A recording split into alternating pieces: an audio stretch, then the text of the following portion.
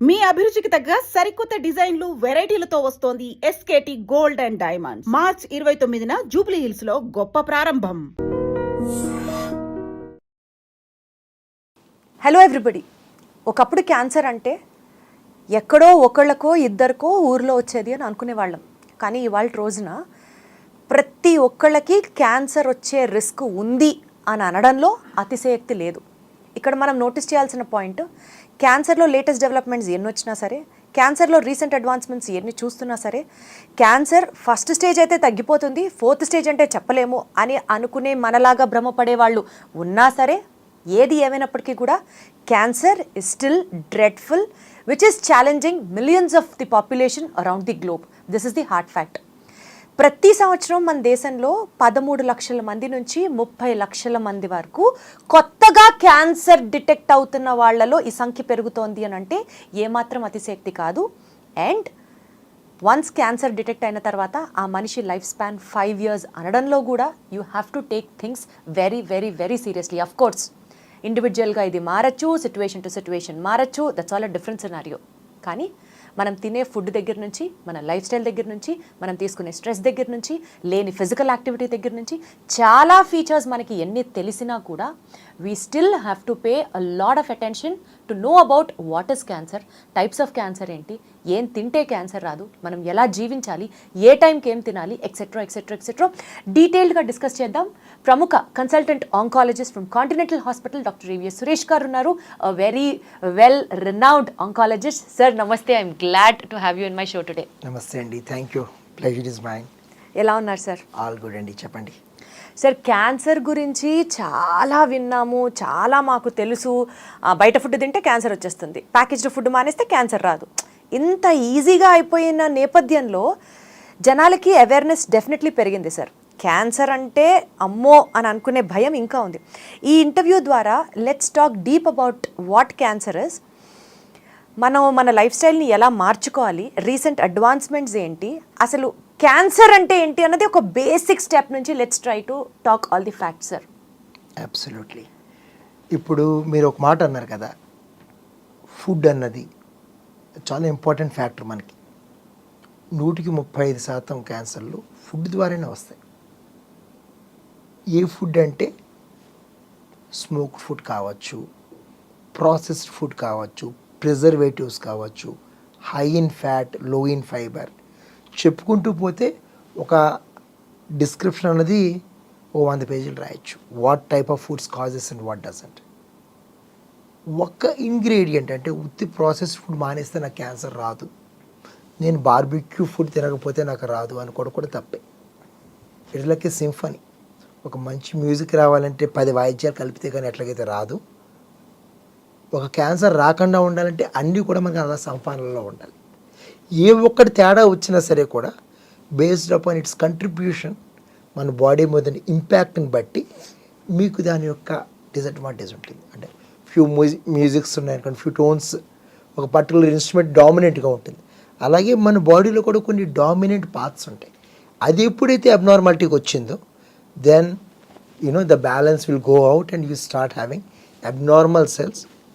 దాన్ని మనం క్యాన్సర్ కనాలని చెప్పిన కూడా. సార్, ఒక బేసిక్ లేమన్ లాంగ్వేజ్గా మాట్లాడతాను సార్. క్యాన్సర్ అన్నది ఒక కామన్ పర్సన్కి అండర్స్టాండింగ్ ఎట్లుంటుందంటే, a cell has to undergo cell division.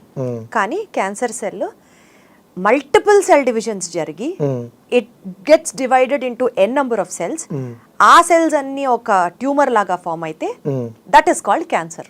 చాలా కరెక్ట్గా చెప్పారు. ఇది 1800 సంవత్సరంలో 1900 సంవత్సరంలో క్యాన్సర్ అంటే అదుపు తప్పిన కణజాలం, అన్కంట్రోల్డ్ సెల్ డివిజన్ అన్నది ఒక వెరీ ఇంపార్టెంట్ క్యారెక్టర్ అన్నారు. ఒక సెంచురీ గడిచిపోయింది, టెక్నాలజీ మారింది, సైన్స్ ఇవాల్వ్ అయింది, దానికి ఇంకొక 5 కొత్త క్యారెక్టర్స్ మనం కనుక్కున్నాం. అన్కంట్రోల్ గ్రోత్ ఒకటి, తనంతట తన ఆహారం తీసుకోగలగాలి, యాంజియోజెనిసిస్ అంటారు. వాడికి రక్తం ఉంటే తెప్పిస్తే అది బతకలేదు కదా. ఎక్కడి నుంచి అయితే రక్తం వస్తుందో అంటే మీ దారి వేసారు, అదే దారి నుంచి క్యాన్సర్ బయటకు కూడా వెళ్ళిపోతుంది. So that's how it spreads. So కాబట్టి ఇది కనుక్కునే నోబెల్ ప్రైజ్ కూడా ఇచ్చారు, యాంజియోజెనిసిస్ అన్నదాన్ని. అండ్ దాన్ని మనం ట్రీట్మెంట్ కింద కూడా వాడుకుంటున్నాం. ఆ బ్లడ్ వెసల్స్ ఆపే మందులు కూడా ఉన్నాయి, బెవసిజిమబ్ లాంటివి. అంతా పనిచేస్తున్నాను కదా, ఇందాక చెప్పాను కదా, ఇట్స్ మల్టీఫ్యాక్టోరియల్. సో ఎంత ఈజీ కాదు అది. అంటే ఒక సెల్ క్యాన్సర్ సెల్గా మారడానికి కారణాలు ఏమవుతాయి సార్? రైట్. సో ఇప్పుడు మనం ఇది అనుకున్నాం, ఇది యాంజియోజెనిసిస్ రావాలి, తర్వాత ఇమ్మోర్టాలిటీ అంటే పుట్టిన ప్రతి కణం గిట్టక మానదు, అది మనకున్న సత్యం అది. Correct sir. దాన్ని ఎపోప్టోసిస్ అంటాం, సెల్ సూసైడ్ అని కానీ ఎపోప్టోసిస్ కానీ అంటాం. ఇప్పుడు ఈ ఎపోప్టోసిస్లో ఏం జరుగుతూ ఉంటుంది అంటే ఒక సిగ్నల్ వచ్చి బాబు నీ పని అయిపోయింది, నువ్వు రిటైర్ అయిపోవాలి, ఇంక వెళ్ళిపో అని చెప్తాను బాడీకి. క్యాన్సర్ సెల్స్ అది ఉండదు, so they don't die. Okay. 4వ ముఖ్యమైన లక్షణం ఏంటి? They spread all over. ఒక చోట కూర్చో, అన్ని చోట్ల పెరుగుతూ ఉంటాయి. సో ఇదంతా కూడా ఏంటంటే ఒక కణం పెరుగుతున్న కొద్దీ కొత్త కొత్త చెడు లక్షణాలను అలవాటు చేసుకుంటూ ఉంటుంది. వీటిని ఎక్విజిషన్ ఆఫ్ న్యూ క్యారెక్టర్స్ కానీ మ్యుటేషన్స్ అని చెప్పిన కానీ అంటూ ఉంటాం. ఇలా జరుగుతున్న కొద్దీ క్యాన్సర్ మొండిగా తయారవుతూ ఉంటుంది. సో ఆ మొండి క్యాన్సర్ అన్నది తొలి దశలో కూడా మొండిగా ఉండొచ్చు, ఆఖరి దశలోకి వెళ్ళిన తర్వాత మొండి తప్పచ్చు. అది మనం ఈ క్యాన్సర్ ఇలాగే ఉండాలని చెప్పి మనం చెప్పడానికి లేదు. అడిగారు ఇంకొకటి, ఏమని, సెల్ అన్నది క్యాన్సర్ కింద ఎలా మారుతుంది అని. ఒక నార్మల్ హెల్దీ సెల్ క్యాన్సర్ కింద ఎలా మారుతుంది? ఇప్పుడు మనం సెల్ డివిజన్ని ఒక కారు వెళ్ళడంతో పోల్చుకుందాం. ఓకే. ఒక సెల్ 2 సెల్స్ కింద వెళ్ళాలి అంటే నేను ఇక్కడి నుంచి ఇక్కడికి వెళ్ళాలి అంటే కారులో ఏం చేస్తాను, యాక్సిలరేటర్ ప్రెస్ చేస్తాను. రైట్. అక్కడికి వెళ్ళిన తర్వాత ఏం చేస్తాను, నా డెస్టినేషన్ వస్తుంది, నేను బ్రేక్ కొడతాను. అంటే ఒక సెల్ 10 సెల్స్ కింద మారిన తర్వాత ఆగిపోవాలనుకోండి, ఆ బ్రేక్ పడాలి. ఈ యాక్సిలరేటర్ని ప్రోటో ఆంకోజీన్స్ అంటాం. అందరికీ ఉంటాయి ఇవి ప్రోటో ఆంకోజీన్స్. ప్రోటో ఆంకోజీన్స్ అంటే క్యాన్సర్ని ప్రమోట్ చేసేటువంటి జీన్. దీంట్లో కొద్దిగా మార్పులు జరిగాయి అనుకోండి, ఆ కంట్రోల్ పోతుంది. అంటే యాక్సిలరేషన్ నిమిషం బదులు 10 నిమిషాలు తొక్కితే వేరే చోటుకి వెళ్ళిపోతాం. So you have a lump. 10 బదులు 100 కణాలు వస్తాయి. మరి అలా జరగకుండా ఉన్న కోసం ఇంకో 2 మనకి గార్డియన్స్ ఉన్నాయి కదా, వాటిని ట్యూమర్ సప్రెసర్ జీన్స్ అంటాం. కారులో మనకి 2 ఉంటాయి కదా బ్రేకులు, హ్యాండ్ బ్రేక్, లెగ్ బ్రేక్. అలాగే ట్యూమర్ సప్రెసర్ జీన్స్ ఇప్పుడు 2 ఉంటాయి. అంటే మన బాడీ చాలా వెల్ డిజైన్డ్ బాడీ. అంటే we have proto oncogenes as well as tumour suppressant jeans. Every person. ఇప్పుడు ఏమవుతుంది, బ్రేక్ ఫెయిల్ అయింది, క్యాన్సర్ వచ్చింది. అదే యాక్సిడెంట్ అంటే. అంటే ఏంటి, ఈ ట్యూమర్ సప్రెసర్ జీన్స్ ఎప్పుడు పేరెంట్స్ నుంచి వస్తాయి. అచ్చా. డిఫెక్టివ్ బ్రేక్స్ వచ్చాయి అనుకోండి, ఎర్లీగా క్యాన్సర్ వస్తుంది. అలా కాకుండా మన ఆరోగ్యాన్ని మనం పాడు చేసుకున్నాం అనుకోండి, అప్పుడు క్యాన్సర్ వస్తుంది. అంటే ఆల్కహాల్ స్మోకింగ్ మూలంగా ఈ బ్రేకులు ఫెయిల్ అవుతాయి. ప్రోటో ఆంకోజీన్ అంటే క్యాన్సర్ పెరిగేటటువంటి విధానం వేరు ఉంటుంది, ట్యూమర్ సప్రెసర్ జీన్స్లో ఉండే విధానం వేరే ఉంటుంది. అంటే మన అందరిలో క్యాన్సర్ ప్రమోషన్ జీన్స్ ఉన్నాయి, అందరికీ ఉంటాయి. దాన్ని మనం అనవసరంగా స్టిమ్యులేట్ చేస్తేనే క్యాన్సర్ వస్తుంది. Right sir. సో అసలు ఎలాంటి ఫ్యాక్టర్స్ ఆ ప్రోటో ఆంకోజీన్స్ ని స్టిమ్యులేట్ చేస్తాయి, తద్వారా మనకి క్యాన్సర్ వస్తుంది? లేదంటే రెండోది కూడా అనుకున్నాక tumour suppressor genes. Correct. Tumour suppressor genes సాధారణంగా హెరిడిటరీ అవుతాయి, హెరిడిటరీ అండ్ జెనెటిక్. తల్లిదండ్రుల నుంచి పిల్లలకి అట్లా వచ్చే అవకాశం ఉంటాయి. అది వేరే రకమైన సైన్స్, ఇది వేరే రకమైన. పర్సంటేజ్ లో మాట్లాడుకుందాం సార్. ప్రోటో ఆంకోజీన్స్ వల్ల వచ్చే క్యాన్సర్ ఎంత పర్సంటేజ్ ఉంటుంది? క్యాన్సర్ సప్రెసెంట్ జీన్స్ వల్ల జెనెటికల్ గా వచ్చే క్యాన్సర్లు ఎంత పర్సంటేజ్ ఉంటుంది? ఈ proto oncogene and tumour suppressor genes కలిపి ఉన్నవి, దాన్ని కూడా మనం మాట్లాడుకోవాలి. అవి ఒక 40 ఉంటాయి.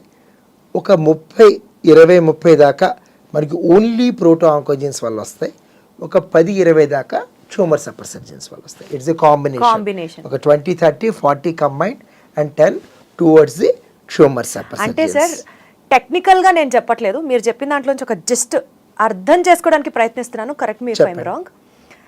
ప్రోటో ఆంకోజీన్స్ నుంచి వచ్చే క్యాన్సర్ శాతం ఎక్కువ కొంచెము. ఎస్. అంటే మన లైఫ్ స్టైల్ చేంజెస్ వల్ల మనమే దాన్ని యాక్సలరేట్ చేసుకొని తెచ్చుకుంటున్నాము ఈజ్ ది ఇన్ఫరెన్స్. పర్ఫెక్ట్. ఇంకా అంతకన్నా బాగా చెప్పలేం. రైట్. So perfect. సో ఇది ఎందుకు స్టిమ్యులేట్ అవుతుంది అంటే అందరికీ తెలిసినవే, కనీసం 1,00,000 సార్లు విని ఉంటారు ఈ మాటలు. Smoking 30%, food 35%, sun exposure, excess and light 2 కూడా, వైరల్ ఇన్ఫెక్షన్స్, హెపటైటిస్ B/C వల్ల కూడా క్యాన్సర్ వస్తుంది, హ్యూమన్ ప్యాపిలోమా వైరస్ వల్ల క్యాన్సర్ వస్తుంది. సో ఈ ప్రోటో ఆంకోజీన్స్ని ఆంకోజీన్ కింద మనకి మార్చి క్యాన్సర్ తీసుకొచ్చేటటువంటివి కొన్ని నోన్ థింగ్స్ ఉన్నాయి. ఇవంతా కూడా అక్వైర్డ్స్. ఒక అద్భుతమైన స్టేట్మెంట్ ఉందండి, పుస్తకంలో రాశారు, genetics load the gun, and lifestyle pull the trigger. అందరికీ మీరు అన్నారు కదా, అందరికీ ప్రోటో ఆంకోజీలు ఉన్నాయి, ట్యూమర్ సెపరేషన్స్ ఉన్నాయి. మన లైఫ్ స్టైల్తో మనం పాడు చేసుకుంటాం. కొంతమంది దురదృష్టవంతులు ఉంటారు, చిన్నపిల్లలకు వచ్చే క్యాన్సర్ అవన్నీ, అవి తల్లిదండ్రుల నుంచి వచ్చిన బ్రేక్ ఫెయిల్యూర్స్. అందరికీ వస్తాయని కాదు, వస్తే దురదృష్టం అంతే. Absolutely sir. సార్ ఇప్పుడు మీరు చెప్పిన దాంట్లో స్మోకింగ్ అన్నారు, ఆల్కహాల్ అన్నారు, మిగతావన్నీ మీరు చెప్పినవి ఇన్ఫెక్షన్స్. అవునండి. ఈ స్మోకింగ్ డ్రింకింగ్ కట్ చేసుకుంటే క్యాన్సర్ రాదు అని అంటే మేబీ అది కూడా చాలా యాక్టివ్గా ఎనర్జెటిక్గా ఉంది వినడానికి. అబ్సల్యూట్లీ అండి. అంటే మీరు 75% స్మోకింగ్, ఆల్కహాల్, తర్వాత వైరల్ ఇన్ఫెక్షన్స్ ప్రివెంటబుల్. అంటే అన్నంత మాత్రాన స్ట్రెస్ అన్నది కూడా ఒక కారణం. ఇవి రెండు కూడా, ఈ మూడు కూడా ఇండీడ్ ఎందుకు చేస్తాయి క్యాన్సర్ అంటే it is going to increase the oxidative stress. ఎప్పుడైతే స్ట్రెస్ వచ్చిందో అప్పుడు జెనెటిక్ డ్యామేజ్ జరుగుతుంది. జెనెటిక్ డ్యామేజ్ ఎప్పుడైతే జరుగుతుందో అది ప్రోటో ఆంకోజెన్ క్యాన్సర్ కింద మారుతుంది. So root cause is stress on the cell level. Sir ఒక కామన్ నానుడి మాట్లాడుకుందాం సార్. యూజువల్గా నాకు అనిపిస్తూ ఉంటుంది, కోవిడ్ అప్పుడు కూడా నేను ఇది చాలా గమనించాను. మనకి జ్వరం వచ్చింది అనుకుందాం, ఫర్ ఎగ్జాంపుల్, జ్వరం మనల్ని ఏం చేస్తుందిలే. సపోజ్ కోవిడ్ పాజిటివ్ వచ్చింది, జ్వరం ఉంది, దగ్గుతున్నాము, ఎక్సెట్రా ఇవన్నీ బోల్డ్ చూసాం, వస్తుంది వెళ్ళింది అని ఈజీగా తీసుకున్న వాళ్ళు చనిపోయిన కేసెస్ని కూడా మనం చూసాం. అవునండి. ఎస్పెషల్లీ క్యాన్సర్ రిలేటెడ్లో నాకు తెలిసిన సర్కిల్లో చాలామంది అనే మాట, సపోజ్ బయట ఫుడ్ తినకూడదు అంటారు సార్. బయట ఫుడ్ తినకూడదు, ఇంట్లో చేసుకున్న ఫుడ్డే హెల్దీ, హైజెనిక్, ఎక్సెట్రా. నేను పుట్టినప్పటి నుంచి బయట తింటున్నా, నేను 30 ఏళ్ల నుంచి స్మోక్ చేస్తున్నా, రోజు మందు తాగుతా, నేను బాగానే ఉన్నాగా. ఇట్లా ఎడా పడితే అలా ఉన్నవాళ్లే బాగుంటారు, రూల్స్ హెల్త్ అని మాట్లాడిన వాళ్ళే తొందరగా పోతారు. ఇది జనరల్గా అనుకుంటూ ఉంటారు అందరూ. ఏం చెప్తారు సార్ ఇలాంటి వాళ్ళకి? అంటే మీరు ఇప్పుడు స్మోక్ చేయకూడదు అన్నారు, డ్రింక్ చేయకూడదు అన్నారు, లైఫ్ స్టైల్ చేంజెస్ అన్నారు. మరి ఇవి ఇష్టం వచ్చినట్లు లైఫ్ ఎంజాయ్ చేసే వాళ్ళే బాగున్నారని అర్థమా? ఇందాకటే ఎగ్జాంపుల్కి వెళ్దామండి. సీట్ బెల్ట్ పెట్టుకోవాలి, 60 నుంచి 80 లోపుగా డ్రైవ్ చేసుకోవాలి, మహా అయితే 100 దాటకూడదంట. 250 డ్రైవ్ చేసి సేఫ్గా వచ్చిన వాళ్ళు కూడా ఉంటారు. బట్ దాని రూల్ కింద మనం మాట్లాడుకోలేము. అతను అదృష్టవంతుడు అంతే. ఓకే, కొంతమందికి జన్యువులు చాలా గట్టిగా సో ఇందులో మనం ఇంకొక చిన్న విషయం తెలుసుకుందాం. ఏంటంటే ఒక కణంలో 1 ట్రిలియన్ జీన్స్ ఉంటాయి, 10^12. ఒక రోజుకి 6 ట్రిలియన్ సెల్స్ డివైడ్ అవుతాయి. ఓకే, ఒక కణం 2 కణాల కింద అవ్వాలంటే 1 ట్రిలియన్ జిరాక్స్ కాపీలు కావాలి కదా. ఎగ్జాక్ట్గా అలాగే జరగాలి కదా. Exactly sir. అంటే 7 × 10^24 ఆ నెంబర్ని నాకు ఇంగ్లీష్లో ఏమన్నా కూడా తెలియదు. అది అన్ని ఎర్రర్స్ జరుగుతున్నప్పుడు 1,00,000 క్యాన్సర్ కణాలు ప్రతి ఒక్కరికి తయారవుతాయి. మీకు నాకు కూడా, నో ఎగ్జంప్షన్. అందరికీ కూడా, ఈ రూమ్లో కూర్చొని ప్రతి ఒక్కరికి కూడా 1,00,000 క్యాన్సర్ కణాలు అయితే తయారవుతూనే ఉంటాయి. ఎందుకంటే ఎర్రర్స్ అన్నవి కోటాను కోట్లలో ఉంటాయి. మన బాడీలో మిస్ మ్యాచ్ రిపేర్ జీన్స్, ఇందాక జీన్స్ గురించి మాట్లాడుకున్నా, అవన్నీ రిపేర్ చేయగా మిగిలిపోతాయి. మిగిలిపోతే వాటిని మన ఇమ్యూనిటీ వచ్చి తొలగిస్తాం. ఇమ్యూనిటీ ఎలా కనిపెడుతుంది దీన్ని అంటే దానికి కూడా ఒక చిన్న కథ ఉంది. ఇది బోర్డర్ సెక్యూరిటీ ఫోర్స్ లాంటిది మాట. ఇది ఏంటంటే మనం ఏదైనా కంట్రీకి వెళ్ళాలంటే పాస్పోర్ట్ ఇవ్వాలి, లేదంటే వీసా ఉండాలి. మన బాడీలో ఏదైతే బ్యాక్టీరియా ఉన్నాయో వాటికి వీసా ఉన్నట్లెక్క. మిగతా అన్ని కణాలు, ఇప్పుడు నా బాడీలో ప్రతి కణానికి సురేష్ అని పేరు రాసి ఉంటుంది. దేనికైతే ఈ క్యాన్సర్ కణంలో డూప్లికేట్ పాస్పోర్ట్ అది. సో అది వచ్చి ఐడెంటిఫై చేసి దాన్ని చంపేస్తుంది. ఎందుకంటే దాని పని అది, ఇమ్యూనిటీ పని ఏంటంటే illegal immigrants. Very controversial political word ఇప్పుడు ప్రస్తుతం బజింగ్ అది. ఓకే, సో ట్రంప్ అవన్నీ వింటూనే ఉన్నాం. సో ఈ వీటిని ఎలిమినేట్ చేస్తుంది. ఎలిమినేట్ చేస్తున్నప్పుడు 2 విషయాలు జరగచ్చు. ఒకటి, క్యాన్సర్ స్మార్ట్ అయింది అనుకోండి, దాని పాస్పోర్ట్ ఎంత అందంగా ఉంటుందంటే అది నిజమే అనుకుంటుంది. అలా ఎస్కేప్ అయిన సెల్స్ని చంపడం ఆల్మోస్ట్ ఇంపాసిబుల్. లేదనుకోండి, క్యాన్సరు 1,00,000 బదులు 40 లక్షల క్యాన్సర్ కణాలు వచ్చాయి అనుకోండి, పోలీసులు 10 మంది, దొంగలు 100 మంది అయితే దొంగలు ఎడుగుతారు. అంతే కదా, అక్కడ కూడా క్యాన్సర్ ఎడుగుతుంది. అంటే మన ఇమ్యూనిటీ సరిపోదని చెప్పి. ఇప్పుడు ఈ ఆల్కహాల్ ఇవన్నీ ఏవైతే చూసుకుంటున్నామో ఇదంతా కూడా బ్యాడ్ సెల్స్ని పెంచుతాయి, ఎర్రర్స్ పెరుగుతాయి. 1,00,000 బదులు 3 లక్షల క్యాన్సర్లు అవుతాయి. But if their immunity is very strong by some means, I don't know, అదంతా గాడ్ రిటర్న్ అవుతుంది, ఎగ్జాక్ట్గా వాళ్ళకి మాత్రం క్యాన్సర్ రాదు. ఇప్పుడు ఇంత మంచి లైఫ్ స్టైల్ ఉన్నవాడికి ఇమ్యూనిటీ కర్మం చాలక తక్కువ ఉన్నా, లేదంటే సమ్హౌ క్యాన్సర్కి ఒక పర్ఫెక్ట్ ఐడియా దొరికింది ఇమ్యూనిటీ నుంచి తప్పించుకోవడానికి, ఎగ్జాక్ట్ డూప్లికేట్ పాస్పోర్ట్ చేసుకుంది, దురదృష్టం అంతే. ఎంత మంచి లైఫ్ స్టైల్లో వాళ్ళు క్యాన్సర్ రావచ్చు. సో అదృష్టం దురదృష్టం మీద ఆధారపడిన మనిషి జీవితం తెలిసి పాడు చేసుకోవడం తప్పు, అనవసరం. అంతేనండి. ఇప్పుడు వాళ్ళు అన్న మాటలు చెప్పారు కదా, ఇంత చేస్తూ ఉంటారంటే బ్యాడ్ లైఫ్ స్టైల్ వాళ్ళు బాగున్నారంటే వాళ్ళకి ఇమ్యూనిటీ బాగుంటుండొచ్చు, వాళ్ళ అదృష్టం బాగుంది అంతే. వెరీ వెల్, దాని మీద మనం ఆధారపడలేం. Exactly sir. సార్ అసలు భారతదేశంలో కానీ ప్రపంచవ్యాప్తంగా కానీ ఎన్ని రకాల క్యాన్సర్లు ఉన్నాయి సార్? ప్రతి ఆర్గాన్కి క్యాన్సర్ రావచ్చండి. అబ్బా, కొన్ని వేల కొద్దీ ఉంటాయి ఆ రకాలు చూసుకుంటుంటే. ఒక్కొక్క ఆర్గాన్లో కూడా కనీసం ఒక 20-30 రకాలు ఉంటాయి. చిన్న ఎగ్జాంపుల్ చెప్తాను. ప్రోస్టేట్ అని చెప్పని గ్రంథి ఉంటుందండి. హార్మోన్ ఇలా తీస్తే అలా క్యాన్సర్ తగ్గిపోవాలి. అదే ప్రోస్టేట్లో న్యూరో ఎండోక్రైన్ క్యాన్సర్ వచ్చింది అనుకోండి, 5 నెలలు దాటి మనిషి బతకడు. 5 నెలలే? స్టేజ్ 4కి వెళ్ళిపోతే 5 months అంతే అండి దాని లైఫ్, అంతకంటే ఎక్కువ ఉండదండి. చాలా అగ్రెసివ్ క్యాన్సర్స్ అండి అవన్నీ. సో ఇలాగ ఒక్కొక్క క్యాన్సర్కి ఒక్కొక్క రకమైనటువంటి నేచర్ వచ్చేస్తూ ఉంటుంది. So stage, biology and response and immunity, ఈ యొక్క కలయికతో వచ్చిన అవుట్కమ్ ఏంటంటే క్యూర్ కానీ, నో మోర్ పేషెంట్ కానీ. సార్ ఇప్పుడు క్యాన్సర్ డ్రెడ్ఫుల్లే.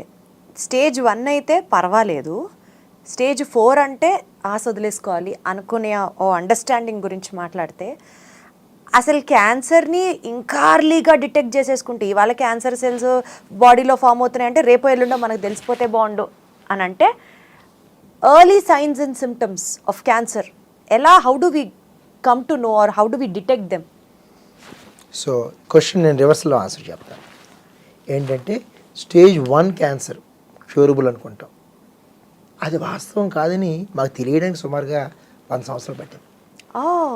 ఓకే, ఒకప్పుడు అంతా స్టేజ్ అనుకునేవాళ్ళం. ఇక్కడ ఉందనుకోండి జబ్బు, ఇది మాత్రం తొలగించేస్తే తగ్గిపోతుంది అనుకునేవాళ్ళం. ఇది దాటి దీనికి ఒక కాంపౌండ్ వాళ్ళు ఉంటుంది, లింఫాటిక్ సర్కిల్ అంటాం. అక్కడ దాకా వచ్చింది అనుకోండి స్టేజ్ 2 అంటాం. లింఫాటిక్స్ దాటి వెళ్ళిపోయింది అనుకోండి అంటే కాంపౌండ్ వాళ్ళు బ్రేక్ అయిపోయింది, స్టేజ్ 3 అంటాం. బాడీ అంతా పాకిపోతే స్టేజ్ 4 అంటాం. బాడీ అంతా పాకిపోతే ఇంకా మనం ఏం చేయలేము, క్యూమోలు ఇచ్చేసి వదిలేస్తామని చెప్పారు. కానీ లింఫోమాస్ ఉన్నాయి, స్టేజ్ 4లో కూడా క్యూర్ అవుతున్నాయి. స్టేజ్ 1లో ట్రిపుల్-నెగటివ్ బ్రెస్ట్ క్యాన్సర్స్ అవ్వట్లేదు. ఎందుకంటే బయాలజీ ఈజ్ ఇంపార్టెంట్. ఇది ఒక రాడికలైజ్డ్ ఎలిమెంట్ అండి, ఏది మన క్యాన్సర్ అన్నది. దానికి 2 మార్గాలు, రాడికల్స్ని చంపేయడం అంటే కీమోథెరపీ లాంటిది, కూర్చుని డిస్కస్ చేసి దాన్ని మంచి మనిషికి మార్చడం, రివర్సల్, క్యాన్సర్ రివర్సల్. సో ఈ రెండిట్లో ఏది ఎవరిలో పనిచేస్తున్నది మనం ఇంకా తెలుసుకునే పరిస్థితికి రాలేదు, సైన్స్ ఈజ్ ఇవాల్వింగ్. కానీ ఆ రకంగా మార్చేటటువంటి, అంటే ఒక పూల్ అని ఒక చిన్న మ్యూటేషన్ ఉంటుంది. ఎండోమెట్రియల్ క్యాన్సర్ మామూలుగా అయితే స్టేజ్ 2-3 ఉందనుకోండి, రేడియోథెరపీ, కీమోథెరపీ అన్నీ ఇచ్చేసేవాళ్ళం ఒకప్పుడు. ఇప్పుడు పోల్ మ్యూటేషన్ వాళ్ళకి స్టేజ్ 3 దాకా ఏం అక్కర్లేదమ్మా, మీ బాడీ మిమ్మల్ని చూసుకుంటుంది, వదిలేద్దాం అంటారు. స్టేజ్ 3లో కూడా క్యూర్ అవుతున్నాయి జస్ట్ సర్జరీ తోటి. స్టేజ్ 1లో P53 అనే మ్యూటేషన్ వచ్చింది, మహాభయంకరమైన మ్యూటేషన్. కీమో అన్నీ ఇచ్చేస్తాం, స్టేజ్ 1లో కూడా ఇస్తాం. ఎందుకంటే మాకు తెలుసు ఆ జబ్బు ఏ రోజు అయినా వెనక్కి వచ్చి మమ్మల్ని స్టేజ్ 1 అన్నా స్టేజ్ 4 అన్నా you can not take it for granted, ఏదన్నా జరుగుతుంది. ఎగ్జాక్ట్ బయాలజీ అర్థం చేసుకుందాం. సో ఈ బయాలజీ గురించి ఒక రెండు స్టెప్స్ వెనక్కి వెళ్దాం. సర్క్యులేటింగ్ ట్యూమర్ సెల్స్ అంటాం, సిటీసీ. సర్జరీ చేసి తొలగించిన తర్వాత బాడీ లోపల ట్యూమర్కి సంబంధించిన ఆనవాళ్ళు 1,000,000 కణాల్లో ఒకటి ఉన్నా సరే కనుక్కునే టెక్నాలజీ లిక్విడ్ బయాప్సీ, సిటీసీ అంటాం. అచ్చా, ఓకే. మన దగ్గర అది అవైలబుల్ ఉంది, ఇండియాలో అవైలబిలిటీ ఉంది. కొంచెం ఖరీదైంది, 1,00,000-2 లక్షల రూపాయలు ఉంటుంది ఒక్కొక్క టెస్ట్ కాస్ట్. ఓకే, సో అది 3 సంవత్సరాలు చేసుకోవాలి, 3 నెలలకు ఒకసారి. So that's going to be prohibitively expensive, అందుకోసం కామన్గా వాడట్లేదు మనం. అలా కాకుండా ప్రిపాండరెన్స్ అంటే ఏంటి, జెనెటిక్ మీకు వచ్చే అవకాశం ఉందా అని కనుక్కోవడానికి. అంటే మనం ఇందాక అనుకున్న బ్రేక్స్ బాగున్నాయా లేవా, కార్ సర్వీసింగ్ టైప్ మనం. సో అన్నీ బాగున్నాయా లేదా చెక్ చేసుకునేటువంటి జెనెటిక్ స్టెబిలిటీ టెస్టింగ్స్ కూడా ఉంది. సో ఈ అన్నీ చేసుకోవడం వల్ల మన యొక్క రిస్క్ ఏ కేటగిరీలో ఉన్నాం, హై, ఇంటర్మీడియట్, లోలో ఉంటే ఇమ్యూనిటీని మెయింటైన్ చేసుకుంటే కొంతవరకు అటు ఇటు అయినా పర్లేదు. హై రిస్క్లో ఉన్న వాళ్ళకి చాలా జాగ్రత్తగా ఉండాలి. అంటే సార్ సిమ్టమ్స్ని గుర్తించుకోవడం కన్నా ముందు ప్రయర్గా స్క్రీనింగ్ చేసుకోవడం బెటర్ అని చెప్తున్నారు. ఎగ్జాక్ట్లీ. ఇప్పుడు స్క్రీనింగ్ చేసుకుంటే ఇంకా తొలి దశలో కనిపించదు. అంటే ఏజ్ నుంచి స్క్రీనింగ్ మీరు సజెస్ట్ చేస్తారు సార్? టైప్ ఆఫ్ ట్యూమర్ని బట్టండి. ఇప్పుడు సర్వైకల్ క్యాన్సర్ 35-40 ఇయర్స్ నుంచి రికమెండ్ చేస్తాం. బ్రెస్ట్ క్యాన్సర్ 40 అబోవ్ రికమెండ్ చేస్తాం. వెస్ట్లో ఇండియాలో 35 అంటున్నాం. ప్రోస్టేట్ క్యాన్సర్ 55 దాటిన తర్వాత, కోలోన్ క్యాన్సర్ 50 దాటిన తర్వాత, ప్రతి క్యాన్సర్కి అది డెవలప్ అవ్వడానికి ఒక నిర్దిష్టమైన సమయం ఉంటుంది. ఆ సమయం తర్వాత స్క్రీనింగ్ చెప్తాం. అచ్చా అచ్చా. హై రిస్క్ స్క్రీనింగ్ అనుకోండి, అంటే బ్యాడ్ హ్యాబిట్స్ ఉన్న వాళ్ళకి ఇంకా ముందర మొదలు పెడతాం. Got it sir. సార్ ఇప్పుడు క్యాన్సర్ ట్రీట్మెంట్ గురించి మాట్లాడితే ఒకప్పుడు కీమోథెరపీ అన్నారు, దాని తర్వాత ఇమ్యూనోథెరపీ గురించి ఇప్పుడు మాట్లాడుతున్నారు. అంటే as we are progressing ahead in terms of technology, in terms of cancer treatment, సర్జరీలు చేసి ఆ ట్యూమర్స్ని రిమూవ్ చేసే స్టేట్ నుంచి ఒక చిన్న ప్రోబ్ని పంపించి లోపల దాన్ని రిమూవ్ చేసే స్టేట్ దాకా ఎదిగినప్పుడు why do we have to still panic about cancer sir? అంటే క్యాన్సర్కి ట్రీట్మెంట్ ఉందా లేదా? ఉందంటున్నారు, ఈజీ అయిపోయింది అంటున్నారు, అడ్వాన్స్మెంట్స్ వచ్చాయంటున్నారు, మనుషులు చచ్చిపోతున్నారు. ఇది ఇందాకనే అనుకున్నాం కదా, బయాలజీ అనేది ఒక మిస్టరీ, మనకి ఇంకా అర్థం కావట్లేదు. కానీ ఉన్న వాటిలో హైయెస్ట్ రిజల్ట్స్ ఏ రకంగా చేస్తే వస్తాయి అన్న సిస్టమిక్ రీసెర్చ్ ద్వారా కొన్ని గైడ్లైన్స్ వస్తాయి. ఆ గైడ్లైన్స్ ప్రకారంగా చూసుకుంటే కొన్ని క్యాన్సర్ సర్జరీకి రెస్పాండ్ అవుతాయి, కొన్ని కీమోకి, కొన్ని ఇమ్యూనోథెరపీకి. ఇప్పుడు PDL1 పాజిటివ్ అయితే ఇమ్యూనోథెరపీకి రెస్పాన్స్ అవుతుంది. ERPR పాజిటివ్ కేసులు హార్మోన్ థెరపీకి రెస్పాన్స్ అవుతాయి. ఇలాగ ఒక రకమైనటువంటి ఫ్రేమ్వర్క్లో 100% అంటే మేము కూడా జ్యోతిష్యం టైప్లో చెప్పగలుగుతాం. 30% మేము కూడా తప్పవచ్చు, ఎందుకంటే it is beyond the science కాంప్రహెన్షన్కి చాలా బియాండ్ ఉంది. ఇదంతా కూడా 70% నిజం అవుతుంది, 30% we still lose, we accept. సరే, నాకు ఎప్పుడు అనిపిస్తుంది సార్, డాక్టర్ అయినా, ఎంత గొప్ప ఆంకో సర్జరీ అయినా or whatever it is, ఏ డాక్టర్ అయినా at the end of the day even he is human. Exactly అండి. ఒక కేసు ఓటీలో చేస్తున్నప్పుడు సపోజ్ ఒక ట్యూమర్ తీయాలి సార్, ఒక పెద్ద ట్యూమర్ ఉంది, దాన్ని తీయాలి ఒక డాక్టర్, ఆర్ ఒక ప్రాణాపాయ స్థితిలో ఉన్న ఒక క్యాన్సర్ పేషెంట్కి తిరిగి మళ్ళీ ప్రాణం పోయాలి అని అనుకుందాం. ఆ సర్జరీ జరిగేటప్పుడు సార్ డాక్టర్లు కూడా దేవుడికి దండం పెట్టుకుంటారా? ఖచ్చితంగా అండి. నేనైతే పెట్టుకుంటాను, నేను సర్జన్ కాదు, కానీ రోజు దండం పెట్టుకుంటే కానీ వెళ్ళను. అందరికీ బాగుండాలని చెప్పని కోరుకోవడం అనేది ఒకటైతే, అంటే ఆ మనిషి ప్రాణం ఆ డాక్టర్ చేతిలో ఉంది సార్. చాలా వింతగా అనిపిస్తూ ఉంటుందండి. కొన్ని ఇన్ఫెక్షన్స్ వస్తూ ఉంటాయి, అది రాకూడదని కోరుకుంటూ పెడితే తెప్పిస్తే మనం చేయడానికి ఏం లేదు. క్లీన్ రూమ్లో పెడతాం పేషెంట్ని, ఒక్క ఫంగస్ 0 ఇమ్యూనిటీ ఉన్నప్పుడు మనిషి ప్రాణాలు తీసుకున్న ఉదాహరణలు కనీసం 20 ఉంటాయి నా లైఫ్లో. చెప్తారా సార్? ఒకటి చాలా ఉన్నాయి, including my own father's case. అంటే చాలా ఇబ్బందిగా ఉంటుంది. ఏంటంటే అంత సక్సెస్ అయిపోయింది, బాగుంది అనుకుంటాం, కరెక్ట్గా ఇమ్యూనిటీ బాడీలో సెటిల్ అవ్వడానికి 5 నెలలు పడుతుంది. 5 నెలల్లో ఒక చిన్న ఫంగస్ వచ్చిందంటే ఇంకంతే, ఆ పడ్డ ఆనందం అంతా కూడా నిమిషంలో ఆవిరైపోతుంది. పేషెంట్కి మాకు ఉన్న ఒక డైలమా ఏంటంటే, ఇప్పుడు బ్లాక్ ఫంగస్ లాంటిది వచ్చింది అనుకోండి, బోన్ మ్యారో ట్రాన్స్ప్లాంట్ తర్వాత అలా రోజు డిటీరియేట్ అవుతూ ఉంటారు, మందులు లేవు మా దగ్గర. ఆపాలి అంటే తప్పు చేసినట్టు అనిపిస్తుంది, కంటిన్యూ చేస్తే బాధ పెంచినట్టు అవుతుంది. ఏదో ఒకరోజు ఒక 1%లో బతుకుతారా అని చెప్పిన ఆశతో మనం ఉన్నాం అనుకోండి, 2 నెలలు ఎక్కువ బాధ పెట్టామా పేషెంట్ అని చెప్పని, ఈ డెసిషన్స్ తీసుకోలేం. అప్పుడు అనుకుంటాం మాట, ఏదో ఒక దారి చూపించు, ఫ్యామిలీని నాకు ఒకటి గైడ్ చేయించారు చూపించి సమయం దాన్ని పెట్టుకుంటాం. ఏదో ఒక డెసిషన్ తీసుకోవాలి. అవుట్కమ్ అంటే ఓడిపోయి మ్యాచ్ ఆడినట్టు ఇది. ఇప్పుడు క్రికెట్లో కూడా చూస్తూ ఉంటాం కదా, ఇంకా ఆడక తప్పదు మనకి, చాలా ఇబ్బంది ఉంటుందండి, చాలా ఇబ్బంది. అందుకనే నా దృష్టిలో doctors are like equal to god sir. Stress దేవుడిని నమ్ముకుంటాం. ఒక పుస్తకంలో రాస్తుంది కదా, I'm ashamed that my profession depends on suffering, but I'm thankful that you chose me as a instrument to heal అని చెప్పి రాస్తాడు. ఎంత బాగా రాశాడు సార్, ఎంత బాగా రాశాడు sir. That's I always bow my head before doctor sir. Great. So coming back to this sir, cancer ట్రీట్మెంట్లో లేటెస్ట్ డెవలప్మెంట్స్ గురించి మాట్లాడితే కొత్తగా మేము వినింది ఏంటంటే సార్, మేబీ అది మీకు చాలా కామన్ అయి ఉండొచ్చు, but still cancer treatment and అవుట్కమ్స్లో precision medicine is now playing a huge role. Correct. అంటే ఏంటి sir, what is precision medicine? It's like మన ఇంట్లో ఒక ఆర్గనైజ్ చేసుకున్నాం అనుకోండి, ప్రతి వస్తువుని ఒక చోట పెట్టుకున్నాం అనుకోండి, మనకి వెతకడం సులువు అవుతుంది. ఓకే, ఇది అంటే మనకి ఆ పర్టికులర్ దాని గురించి ఎంత అవగాహన ఉంటే మనం అంత టార్గెటెడ్గా వెళ్ళచ్చు. ఇప్పుడు ఒక జీపీఎస్ పెట్టుకుని ఒక ప్లేస్కి వెళ్ళడం సులువు. లేదు అంటే మీకు ఆ దారి తెలిసి ఉండాలి. ఓకే, 10 ఏళ్ళ తర్వాత మొత్తం హైదరాబాద్ మారిపోయినట్టుగానే ట్యూమరు 10 గంటల్లో మారిపోతుంది. 10 గంటల్లో మారిపోతుందా సార్? వాటి చేంజెస్ అలా వస్తూ ఉంటాయి.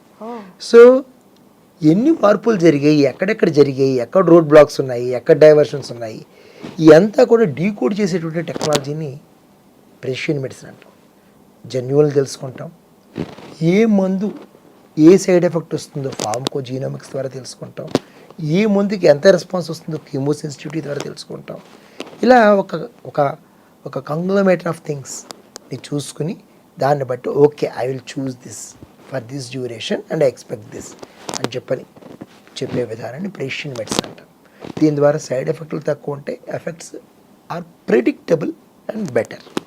సైడ్ ఎఫెక్ట్స్ అంటే అడగాలనిపిస్తుంది sir. Usually cancer patient treatment అయిన తర్వాత జుట్టు ఊడిపోతుంది, వెయిట్ లూజ్ అయిపోతారు, చాలా చేంజెస్ అయిపోతుంది బాడీలో. మనిషిని చూసి చూడగానే పాపం వీళ్ళు క్యాన్సర్ ట్రీట్మెంట్ అండగో అయ్యారా అని అనిపిస్తూ ఉంటుంది.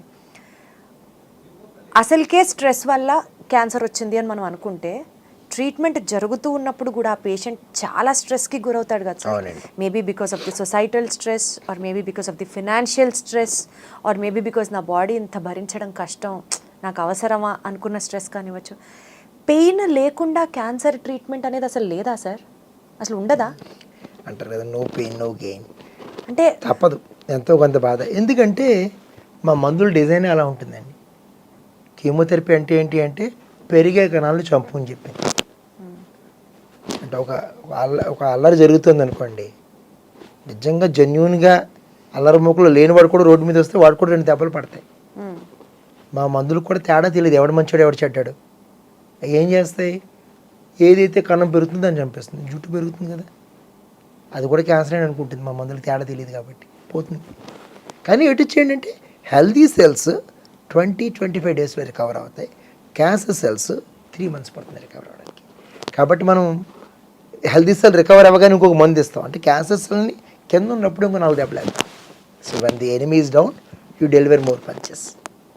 ఇది ఒక ఫిలాసఫీ, అందుకోసం సైకిల్స్ అంటాం కీమోథెరపీని మనం. అలాగే ఇంకో మాట అన్నారు, బరువు తగ్గిపోతారండి.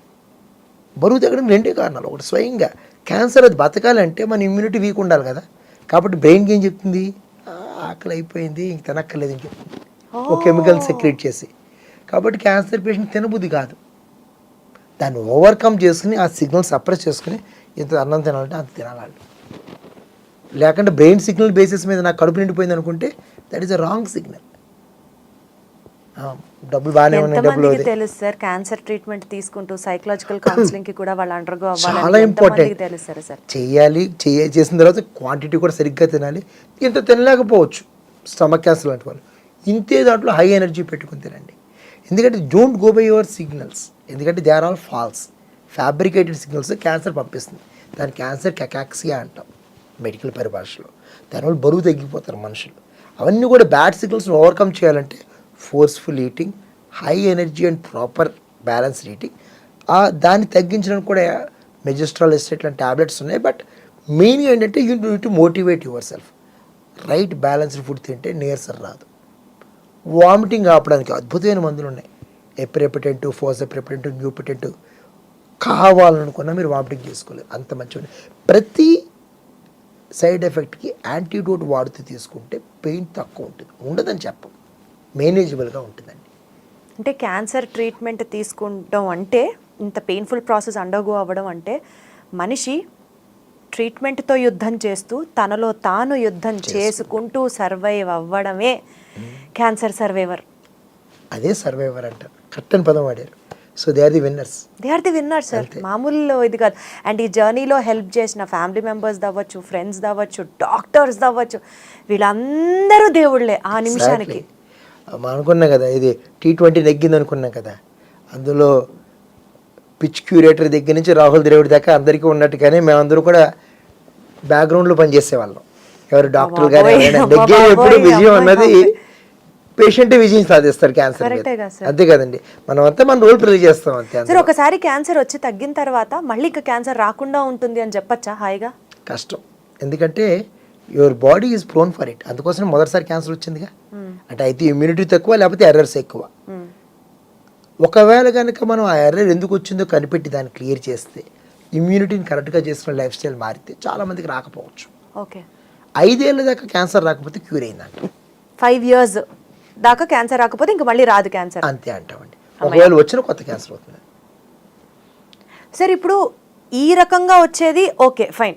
కొన్నిసార్లు క్యాన్సర్ని నిర్మూలించడానికి సర్జరీలు చేస్తారు కదా, చేసినప్పుడు కూడా ఎక్కడన్నా బాడీలో ఒక చిన్న క్యాన్సర్ ముక్క ఉండిపోతే అది మళ్ళీ గ్రో అవుతుంది అని అంటారు. అంటే అప్పుడు తప్పిదం డాక్టర్లేదే అవుతుందా?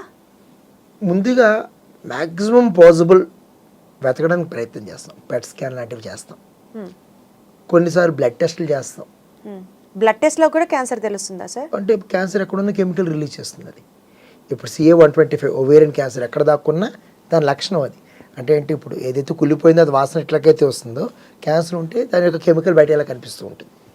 సో అలాగా 1-4 సార్లు స్క్రీన్ చేస్తాం. అంతా తర్వాత కూడా మిగిలిపోతే అదృష్టం అని కూడా ఇందాక చెప్పాను కదా. సో నోకులు ఉంటే ఉంటారు. సార్ ఇప్పుడు లేటెస్ట్గా artificial intelligence has also creeped into medicine. అవునండి.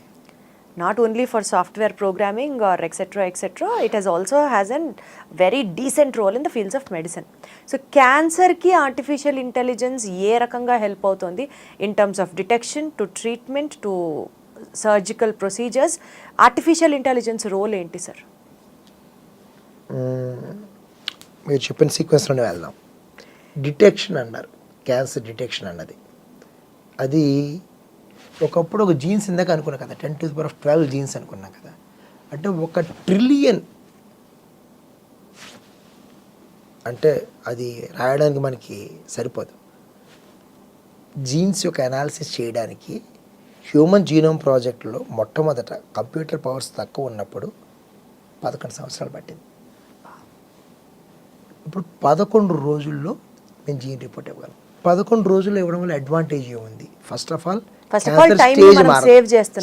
స్టేజ్ మారదు, అంతే కదా, టైం సేవ్ అవుతుంది. కాస్ట్ ఆఫ్ పేషెంట్ సఫరింగ్ కూడా తగ్గుతుంది. కాస్ట్ ఒకప్పుడు ఇదే జెనెటిక్ టెస్టింగ్ హ్యూమన్ జీనోమ్ ప్రాజెక్ట్కి $20 బిలియన్ ఖర్చు అయింది. ఇప్పుడు 20,000 rupees. Wonderful sir, wonderful. So this all because of the advancements in the computing you call artificial intelligence. అలాగే ఇంటి దగ్గర పేషెంట్ ఉన్నాడు, నాజియా వచ్చింది, watch I'm seeing you, I'm కానీ రింగ్స్ కానీ, that's also smart ring. Okay, interesting. Okay, good. So you have 2 ways to monitor your self. Okay, ఇవన్నీ ఏంటంటే nausea ప్రెడిక్షను, fall ప్రెడిక్షను ఇవన్నీ చెప్తుంటే I can make them more comfortable. So ప్రతి నిమిషం నేను patient pulse మీద చేపెట్టి కూర్చోలేను. So you have sensors which are attached and part of your body. అవి ఇప్పుడు రింగ్ అంటే మనకి జీవనశైలి భాగం అంతే అది. అలాగే స్పెసిఫిక్ టార్గెటెడ్గా మనం ఒక డ్రగ్ని కూడా తయారు చేసుకోవచ్చు.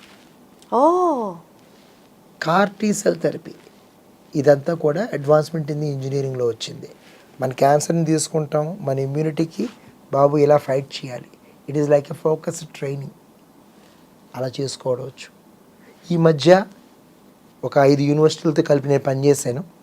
సో వాళ్ళందరి దగ్గర నుంచి కూడా నేను కొంత డేటా సేకరించి మేము ఒక స్పెషల్ థింగ్స్ తయారు చేసాం. అంటే మ్యామోగ్రామ్ అనేది చేస్తారు ఉమెన్కి కదా, బ్రెస్ట్ క్యాన్సర్ డిటెక్షన్.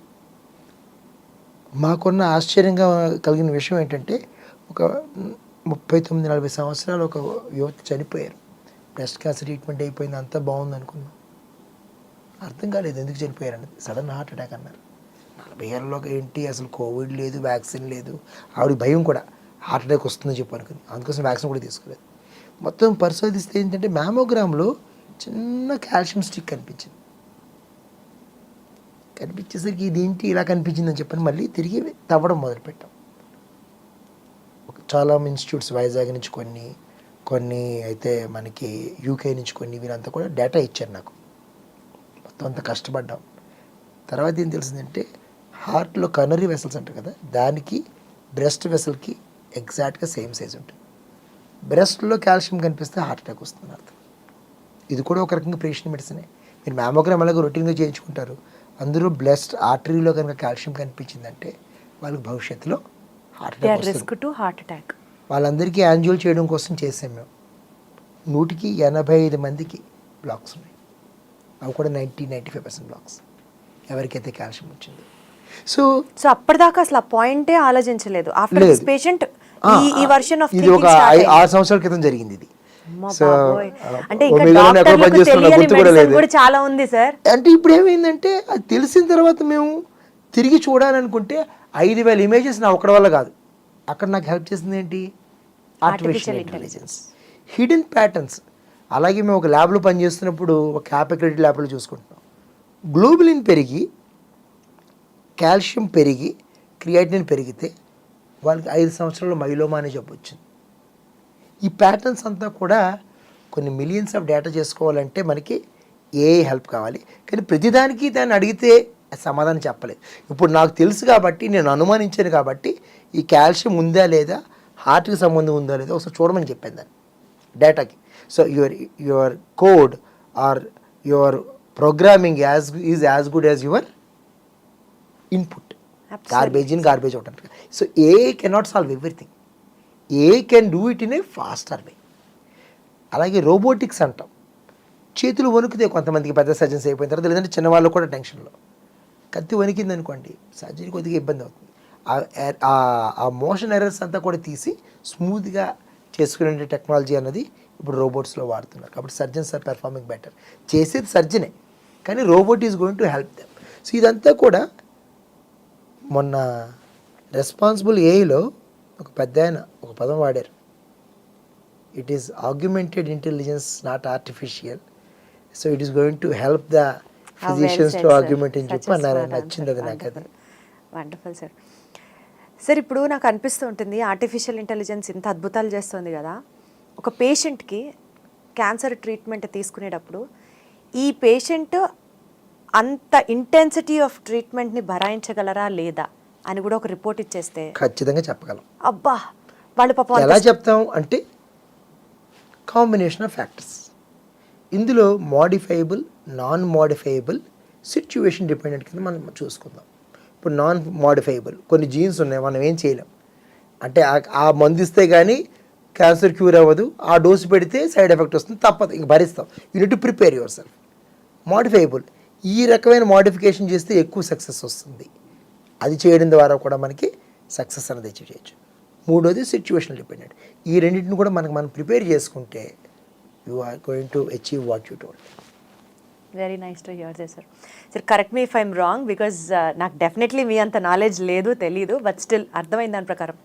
కీమోథెరపీ చేస్తే, రేడియేషన్ ఇస్తే క్యాన్సర్ సెల్స్ ఎక్కడున్నాయో మనకి తెలీదు.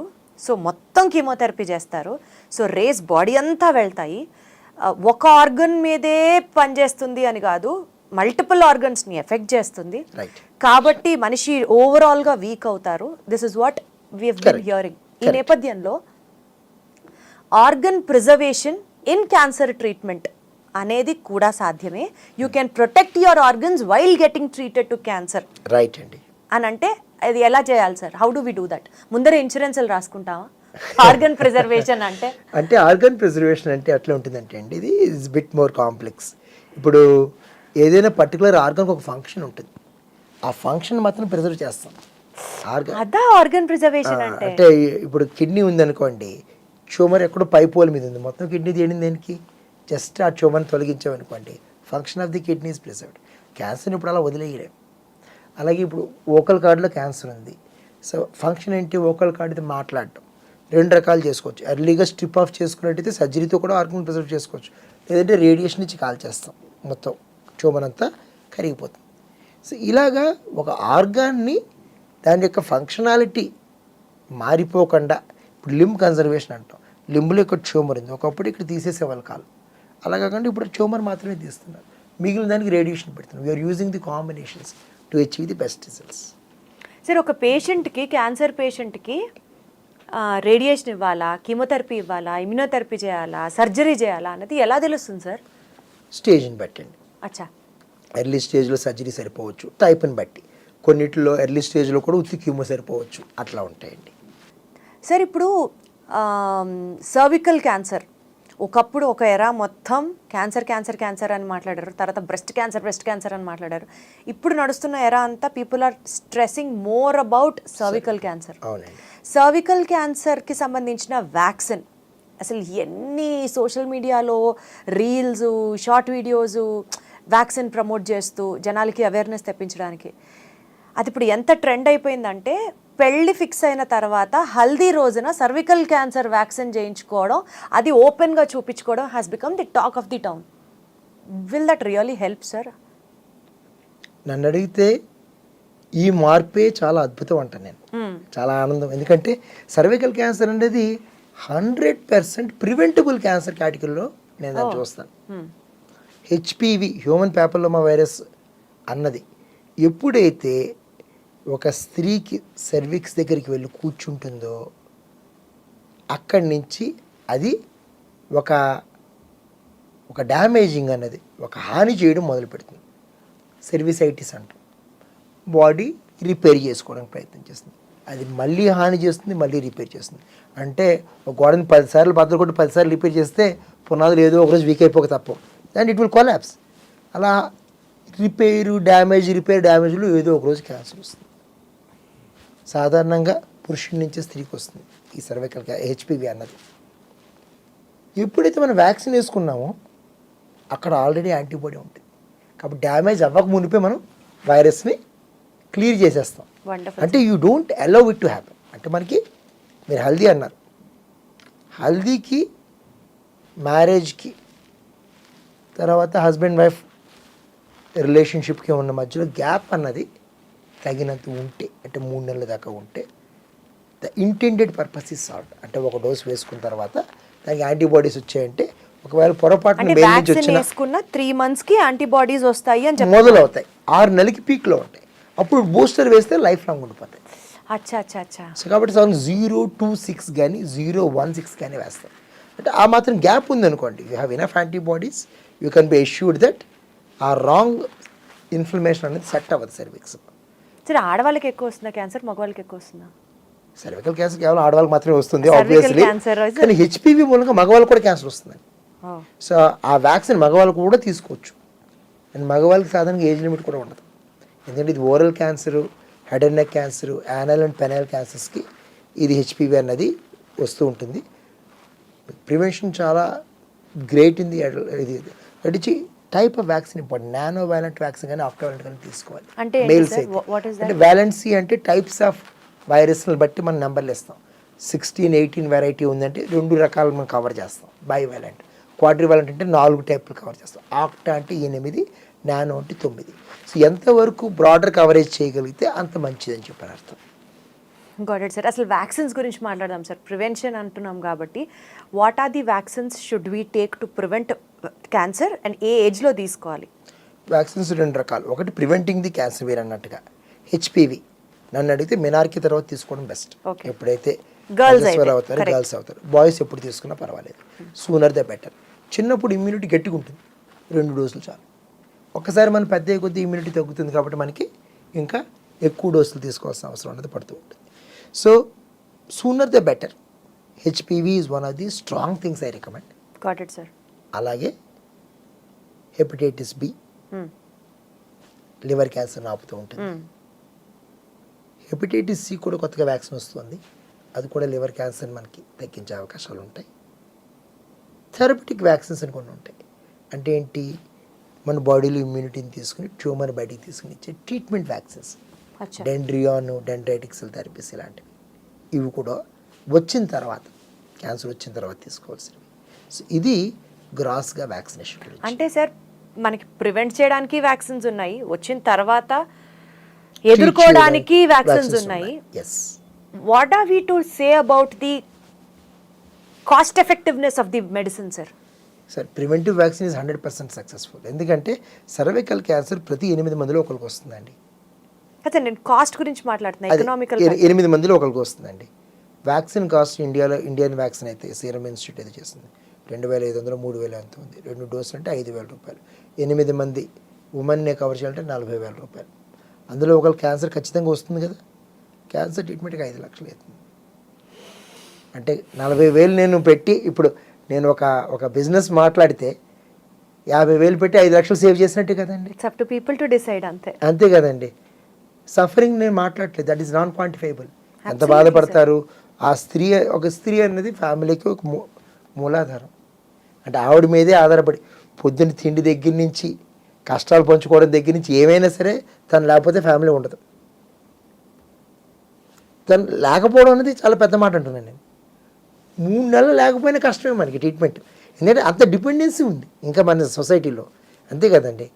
అది అలా that is good thing actually. We have lot of emotions and bondings to share. వాళ్ళు బాధపడితే మనం కూడా బాధపడతాం, అదే నెగిటివ్ కూడా అవుతుంది. ఎందుకంటే ఎక్కడ ఫ్యామిలీ బాధపడుతుందో అని చెప్పని ఆడాలు ఒక పట్టణ జబ్బుందని చెప్పరు, అంతా లోపలగానే తీసేసుకుంటారు. అందుకోసం అడ్వాన్స్ స్టేజ్కి వెళ్ళిపోతూ ఉంటారు, చెప్పరు వాళ్ళు. అంటే చెప్తే బాధపడతారని చెప్పి అనుకుని అది ఇంకా ఎక్కువ నెగిటివ్ లూప్లోకి వెళ్ళిపోతూ ఉంటుంది అన్నమాట. అది అండర్స్టాండబుల్ సార్, అర్థమవుతుంది సార్. ఒక 2 కామన్ మిత్స్ జనాల్లో ఉన్నవి డిస్కస్ చేస్తాను సార్, దాంతో will conclude the interview today. First thing వచ్చేసి బయట ఫుడ్ తినకూడదు అంటారు, కానీ 5 స్టార్ హోటల్స్లో లేదా మంచి హైజెనిక్ ప్లేస్లో వాళ్ళు యానిమల్ ఆయిల్స్, వనస్పతిలు, డాల్డాలు వాడరు, మంచి refined sunflower oil are refined groundnut oil వాడతారు, చాలా హైజెనిక్గా గ్లవ్స్ వేసుకొని వంట చేస్తారు. అలాంటి చోట మేము తింటాము, సో మాకేం కాదు అంటారు. అలాంటి చోట తింటే క్యాన్సర్ రాదు, it is fine and happy. వాళ్ళు వాడిన ఆయిలే వాడరు, ఆ బ్లాక్ హైడ్రోకార్బన్స్ సెడిమెంట్ అయినవి వాళ్ళు యూస్ చేయరు. ఇట్లా ఎడ్యుకేషనల్గా వాళ్ళే చాలా ఇంటలెక్చువల్గా చెప్పి ఇలాంటి ప్లేస్కి వెళ్ళి మేము బయట తింటున్నాం అని చెప్తారు. అప్పుడు క్యాన్సర్ రాదా నిజంగా? అది సేఫేనా? అంటే ఫుడ్ వల్ల వచ్చే క్యాన్సర్లో ఉన్న 10 కారణాలు అనుకోండి, ఒక చిన్న ఎగ్జాంపుల్. 4 కారణాలు వాళ్ళు ఆపారు, మిగతా 5, 6 ఎక్కడున్నాయి? అంటే అందులో మైదా వాడాడు అనుకోండి, ఫైబర్ లేదనుకోండి, ఒక 10 గులాబ్ జాములు పెట్టాడు అనుకోండి, అది స్టార్ హోటల్లో ఉంటాయి కదా మాత్రం, అవి తిన్నాం అనుకోండి. హై షుగర్స్ కూడా మనకు కారణమే కదా. హై షుగర్స్ కూడా క్యాన్సర్ కారణమా sir? In the blood. Is it? One of the very common reasons. It thrives on it. But అంటే షుగర్ మానేస్తే క్యాన్సర్ రాదని కాదు, షుగర్ పెరిగితే క్యాన్సర్ వస్తుందని. It is other way round. Okay, so very high sugars. So ఇంకొకటి preserved food. మీరు food preservative వాడతారు, అప్పటికప్పుడు ఏమీ చికెన్ మటన్ ఏమి అలాంటివి ఏమి తీసుకోరు కదా, అన్నిటిలోనూ ప్రిజర్వేటివ్ వాడుతున్నారు. ఓకే, ఫ్రెష్గా ఏమీ కట్ అవ్వవు కదా. ఎప్పుడైతే ప్రిజర్వేటివ్ వాడారో ప్రిజర్వేటివ్లో ఏముంటుంది, బ్యాక్టీరియాని చంపేటటువంటి గ్రోత్ కుదరనటువంటి కెమికల్స్ వేస్తారు. ఎంత కడిగినా, ఎంత చేసినా, ఎంత ప్రాసెస్ చేసినా కొంత అమౌంట్ ఆఫ్ కెమికల్ మన బాడీలోకి వెళ్తుంది. అది మన బాడీలో డిఎన్ఏని డ్యామేజ్ చేసి మన శరీరంలో సగం చంపుతుంది. అంటే అది పగబట్టి కణం పెరుగుతుంది. అదే శత్రువులు అంటే ఇప్పుడు that's how the cancer gets initiated. Preservatives అదే కారణం. సో వాళ్ళు 5 తీసుకున్నారు, 5 వదిలేసారు. సో అసలు బయట ఫుడ్ తినద్దు is the take away home. Preferably food తినద్దు, ఫ్రెష్. బయటికి వెళ్ళండి, సలాడ్ తినండి. You understand right? So what you choose should not have preservatives. Got it sir, perfect sir. Right sir. And ఇంకొకటి, సెల్ ఫోన్ ఎక్కువ చూస్తే cancer వస్తుంది, కరెక్టేనా sir? అది నేను మాట్లాడలేనేమో, ఎందుకంటే ఆల్మోస్ట్ రోజుకి 12 గంటలు సెల్ ఫోన్ మీదే ఉంటాను నేను ఎప్పుడు. మన అందరూ కాదు, పోస్ట్ కోవిడ్ బాడీలో పార్ట్ అయిపోయింది అది. అది లేకపోతే మనం బతకలేకపోతున్నాం. స్మార్ట్ ఫోన్లు అన్ని లక్షలు పెట్టి కొనిందే అరచేతిలో ప్రపంచాన్ని చూడడానికి. అంతే కదండి. ఎప్పుడైతే రాక్షసులు ప్రపంచం కంట్రోల్లో పెట్టుకున్నారో వాళ్ళు పతనం అయిపోతారు. ఫోన్ కూడా అంతే, మనం పెట్టుకున్నాం అనుకుంటాం కానీ మన పత్రానికి కారణం. నిజమేనా సార్? అది మిత్ కాదు. నిజమేనండి, ఎందుకంటే బ్లూ లైట్ అన్నది స్ట్రెస్కి ఫస్ట్ రీజన్. మన బాడీలో మెలటోనిన్ అని ఒకటి ఉంటుంది, బ్రెయిన్లో కెమికల్ ఉంటుంది, మన సర్కేడియన్ రిథమ్ చూస్తుంటుంది. ఆ సెల్ రెస్ట్ తీసుకున్నప్పుడే రికవర్ అవుతుంది, అంతే కదా. ఆ బ్లూ లైట్ చూస్తే మెలటోనిన్ రాదు అంటే మీరు ఇమ్యూనిటీ అప్పటికి రికవర్ అవ్వదు. ఇందాక మనం మాట్లాడుకున్నాం కదా, ఇమ్యూనిటీనే 1,00,000 క్యాన్సర్ కణాలను ఆపుతుంది. 10,000 మంది పోలీసుల్లో 5,000 మందిని మీరు రిక్రూటే చేసుకోలేదు, because melatonin is not there. HR పడుకున్నట్లు లెక్క. రెండోది *#07# అని చెప్పిన ఫోన్లో ఒకసారి *#07#. ఉండండి సార్, నేను మీతో మాట్లాడుతూనే కొడతాను. ఏం చేయాలి చెప్పండి. అది మీది ఐఫోన్ కదా, వాళ్ళు చాలా తెలివైన వాళ్ళు Android Security గా phone లకే పెడతారు. ఇస్తారా? Android phone కాదు, ఇందులో కూడా వెబ్సైట్లోకి వెళ్ళి దొరుకుతుంది. ఓకే, ఏం వెబ్సైట్లోకి వెళ్ళాలి? యాపిల్ వెబ్సైట్లో ఇస్తారు. ఓకే, కొట్టి చూడండి, తప్పే ఉంది మీకు. చెప్పండి సార్. *#07# అని కొడితే ఏమొచ్చింది, ఏం రాలేదా? It will take you to legal and regulatory అది ఇస్తాడు. దాని దగ్గర నుంచి వెళ్తే మీకు ఇస్తాడు. అందుకోసం డైరెక్ట్గా ఎవరని చెప్పాను, అది యాపిల్. ఐఫోన్. సో ఐఫోన్ మీది ఏ మోడల్ అండి? ఇది మీది 16 Pro Max. 16 Pro Max. 16 Pro Max 1.1 అండి దాని వాల్యూ. నేను వెతుక్కుని కొనుక్కున్నాను అని చెప్పడమాట. సో ఇందులోకి వెళ్ళి ఏది టైప్ చేయాలి ఇప్పుడు? లీగల్ మీరు లేదంటే వెబ్సైట్లో గూగుల్లో వెళ్ళి కొట్టినా what is the SAR value of iPhone 16 అంటే ఇచ్చేస్తుంది మీకు. సో మిగతా ఫోన్లో మ్యాండేటరీ, ఆండ్రాయిడ్లో what is its SAR value? SAR value అంటే ఒక నిమిషం పాటు ఆ ఫోన్ని మీ దగ్గర పెట్టుకున్నప్పుడు అంత ఎనర్జీని, రేడియేషన్ని మీ బాడీకి అది ట్రాన్స్ఫర్ చేస్తుంది. కణాలు డ్యామేజ్ అవుతాయి. కణాలు డ్యామేజ్ అయితే మీరు శత్రువుని పెంచుతున్నారు అక్కడ. సో సార్ వాల్యూ ఎంత ఉంటే సేఫ్? <1 is okay. 0.5 to 1 ఉంటే 15-20 నిమిషాల పాటు మీ ఫోన్ పెట్టుకోవచ్చు. <0.5 ఉంటే అరగంట దాకా కూడా ఫోన్ మీ పక్కన పెట్టుకోవచ్చు. తర్వాత ఫోన్కి 2 అడుగులు బ్రేక్ ఇవ్వాలి, 2 అడుగులు దూరం ఇవ్వాలి, ఆపాలి. ఫోన్లో సినిమా చూడటం అనేది అత్యంత ప్రమాదకరమైంది. ఫస్ట్ బ్లూ లైట్, రెండోది సార్ ఇప్పుడు ఏదో వైట్ గ్లాసెస్ వచ్చేసాయి కదా సార్, వైట్ గ్లాసెస్లోనో లేకపోతే స్క్రీన్ గార్డ్ వైట్ వేసేసుకుంటే బ్లూ లైట్ని మనం ప్రివెంట్ చేస్తాము, కొంతవరకు తగ్గుతుంది. చెప్పాను కదా, ఇంపాక్ట్ అయితే exactly remove it of. Exactly. So కాబట్టి 2 రకాలు, ఇమ్యూనిటీ తగ్గడం, డ్యామేజ్ పెంచడం. సో మీ సార్ వాల్యూ కంట్రోల్లో ఉన్నంతసేపు, మీరు బ్రేక్ ఇచ్చినంతసేపు మొబైల్స్ ఆర్ సేఫ్. కానీ ఇవ్వలేం మనం, ఎడిక్టింగ్గా ఉంటాయి. But this is a very important screening factor. రోజుకి 12,000 అడుగులు వేసామా, ఎన్ని క్యాలరీలు తిన్నామో, దీంతో పాటు రోజుకి మన సార్ వాల్యూ ఎంత ఉందో కూడా చెక్ చేసుకోవాలి అన్నది అర్థమవుతుంది సార్. బట్ సార్ మీతో మాట్లాడిన ఈ conversation it seem to be so productive. చాలా సింప్లిఫై చేసి పెద్ద పెద్ద కాన్సెప్ట్స్ని కూడా మీరు అర్థమయ్యేటట్టు చెప్పారు సార్. ఐ మీన్ చాలా ఇన్ఫర్మేటివ్గా, నేనైతే చాలా తెలుసుకున్నానని అనుకుంటున్నాను మీతో మాట్లాడిన ఈ కాన్వర్జేషన్. ఇది డెఫినెట్లీ ప్రజలందరూ కూడా దాన్ని అర్థం చేసుకొని వి విష్ టు క్యాన్సర్ని ప్రివెంట్ చేయడానికి కానీ, లైఫ్ స్టైల్ చేంజెస్ దగ్గర నుంచి, ఏం తినాలి దగ్గర నుంచి ఒక అవగాహన పెరుగుతుంది అని అయితే అనుకుంటున్నాను సార్. రైట్ అండి, thank you so much sir. Thanks అండి. And for more videos, Please subscribe to iDream. Please subscribe to iDream. Please subscribe iDream. And please subscribe to iDream. For more videos, subscribe to iDream. please like, share and subscribe to the channel. Congratulations, iDream. Subscribe to iDream. Subscribe to iDream. So subscribe to iDream Media. iDream ki iDream team అందరికి huge congratulations. Please subscribe iDream Media. Please subscribe to iDream. Subscribe iDream. Please subscribe to iDream. iDream అంటే నా కళల ఛానల్ను subscribe చేసుకున్న నోరు తిరుగుతలేదు, మీరైతే గంట గుర్తు కొట్టండి. For more such videos, please subscribe to iDream. Subscribe to iDream. Please subscribe to iDream. Please subscribe iDream Media. Please do subscribe to iDream. Please subscribe to iDream Media. For best entertainment and information, please subscribe iDream. And don't forget to subscribe to iDream.